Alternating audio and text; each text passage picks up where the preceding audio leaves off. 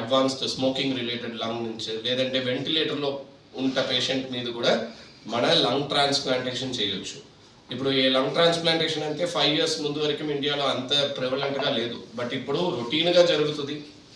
Hour world's youngest paraquat lung transplant survivor కూడా Yashoda హాస్పిటల్లే transplant జరిగింది. ఇప్పుడు ఆ బాబు ఆల్మోస్ట్ 8 months ఫాలోఅప్లో ఉన్నారు, మంచిగా ఉన్నారు, నడుస్తున్నారు, అన్ని పని కూడా చేస్తున్నారు.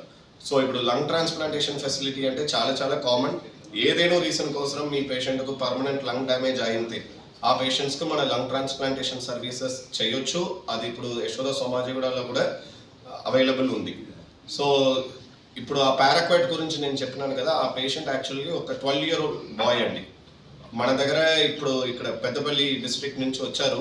ఆ పేషెంట్కు పారాక్వైట్ తాగినారు. ఇంతకుముందు పారాక్వైట్ తాగితే వేరే ఏం ట్రీట్మెంట్ లేదు. మెల్ల లంగ్స్ ఖరాబ్ అయి వచ్చిన తర్వాత ఆ పేషెంట్ మన దగ్గర ఆల్మోస్ట్ నెల తర్వాత వచ్చారు. ఆ పాయిజన్ తీసుకుంటే నెల తర్వాత వచ్చారు. వచ్చిన తర్వాత లంగ్స్ చాలా ఖరాబ్ అయింది. ఫస్ట్ వెంటిలేటర్ అవసరం పడింది, వెంటిలేటర్లో తట్టుకోలేదు, అందుకే ఎక్మో పెట్టడం అవసరం పడింది. ఎక్మో పెట్టిన తర్వాత కూడా ఫైనల్గా మన వరల్డ్స్ యంగెస్ట్ పారాక్వైట్ లంగ్ ట్రాన్స్ప్లాంటేషన్ చేశానండి. అది చేసిన తర్వాత ఇప్పుడు చాలా బాగున్నారు. ఇది ఒక్క ఎగ్జాంపుల్. అట్లా చాలా పేషెంట్స్ ఉన్నారు పారాక్వైట్ తాగిన తర్వాత కూడా లంగ్ ట్రాన్స్ప్లాంటేషన్ చేసే ఇప్పుడు మంచిగా ఉన్నారు. సో ఈ అన్ని ఇన్ఫర్మేషన్ మనకు డాక్టర్స్ మధ్యలో తర్వాత పబ్లిక్ మధ్యలో కూడా అవేర్నెస్ కావాలండి. అందుకోసమే ఈ ప్రెస్ మీట్ మన కోసం ప్లాన్ చేశాను.